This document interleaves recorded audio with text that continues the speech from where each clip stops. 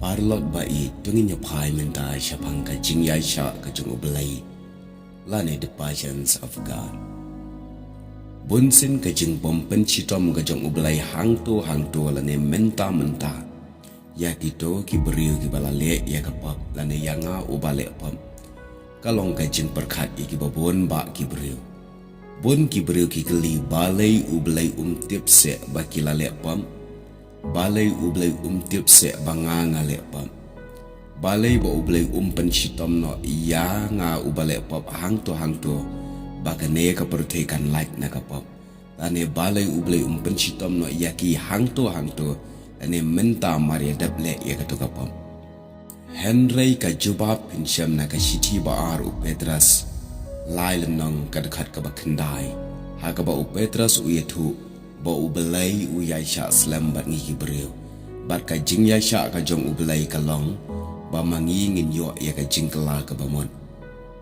ha ka jing long breu ha badan mano bale bakla ngi kwa no ba kito ki bale bakla kin mat ya ka jing sha pen chitam kin mat ya ka jing pen chitam ka ba hangto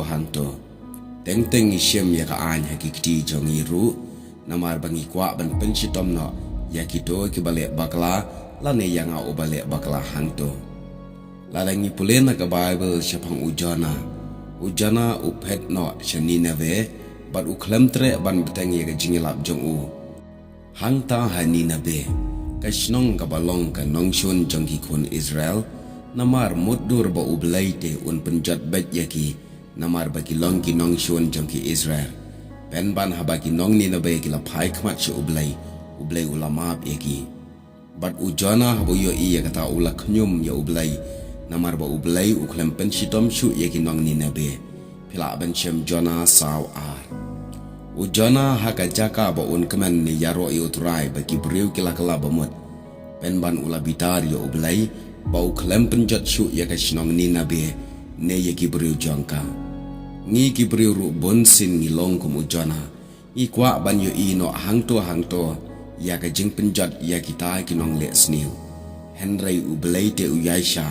bat ka jing yaisha ka jong u kalong ba baro ki bapa kin yo ya kata ka jing kala ka bamon kene kalong ka jing khat ya nga bat ya phiru bangin yo ya ka mensim jong ka jing yaisha haba ki wei ki le ya ka bam dai da ka bangi kren ya slot khamtam e da ka bangi duai na ka bada jangki ka don ka wei ka kintin ka baong. When you are tempted to lose patience with someone, think how patient God has been with you all the time. Haba pisha penshoy ban bita ne ban namla ban sha yeki wei. Perkat hadukat no u belai u yaisha bat pi hagi puar baro. Ngangit bagane kalong ka puar yangi. Haba dan ka puar yangi ka wan ka jing penshoy ban namla ban yaisha. Ngin ken mau ya ka jing yaisha u